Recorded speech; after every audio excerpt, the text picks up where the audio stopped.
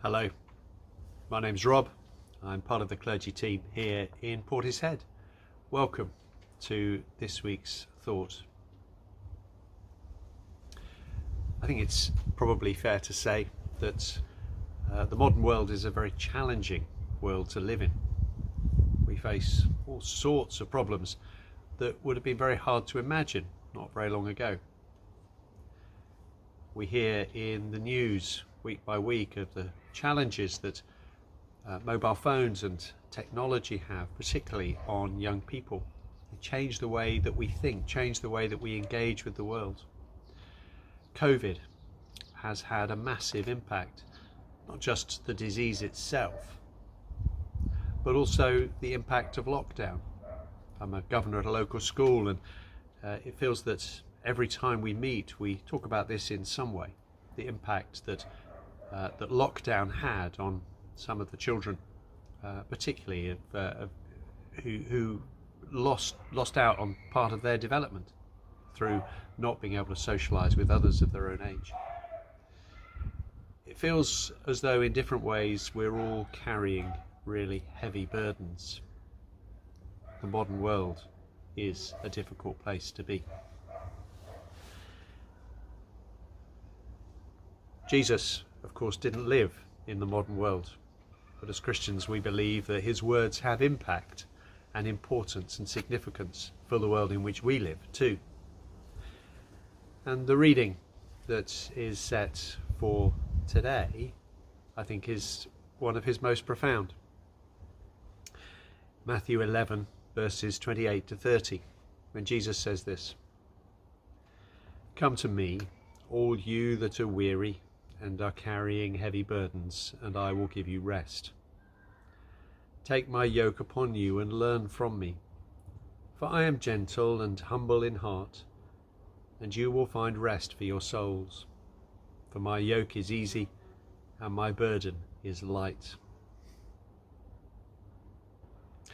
They're very well-known words, but I think when I've read it, I've often thought of a milkmaid carrying a yoke, something that goes across the shoulder with a bucket on each side, a yoke that would be carried by yourself, a yoke that would enable you to carry a heavier load than you might otherwise.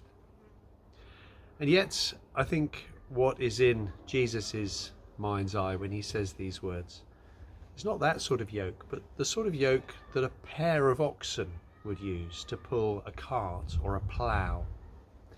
Two oxen pulling side by side.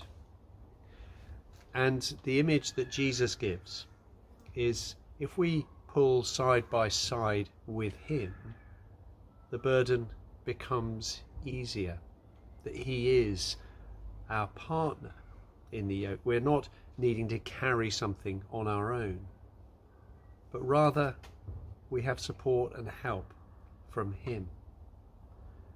And the suggestion is that it's lighter, that our perspective changes, that things that seem difficult, impossible, overwhelming, no longer do so when we carry them alongside Jesus. Eugene Peterson, in his paraphrase of the Bible, put these words in this way, which I think is really rather lovely.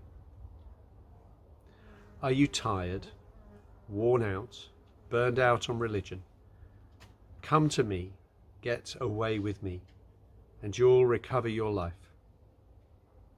I'll show you how to take a real rest. Walk with me and work with me. Watch how I do it. Learn the unforced rhythms of grace. I won't lay anything heavy or ill-fitting on you. Keep company with me, and you'll learn to live freely and lightly. I think if we were honest, we'd all say that we'd like to live freely and lightly. But another phrase that really stands out from those words is the unforced rhythms of grace. What does Jesus mean? Well, I'm reminded of a story of two woodsmen cutting down trees in a forest, and one of them every hour would stop and spend 5 minutes sharpening his axe. The other would just work solidly all day. I wonder which of them would chop down more trees. Although one of them had worked harder, it would be the other who had kept his blade sharp, who would almost certainly have had more effect. That has application in so many ways, but I think just in the way that we live, it has a huge significance. How do we keep our axe sharp? What do we do that means that we're setting aside time not to be productive, but to nurture our souls? Time that we spend just being, opening the pages of our Bible, spending time in prayer, spending time just listening to the sound of creation, watching the clouds drift by. These are things that can feed our souls, but also things that can help us to get to know Jesus, our model and our guide, our support, better. These are things that we need to take time to do, and which will help us to navigate the challenges of the modern world that we live in.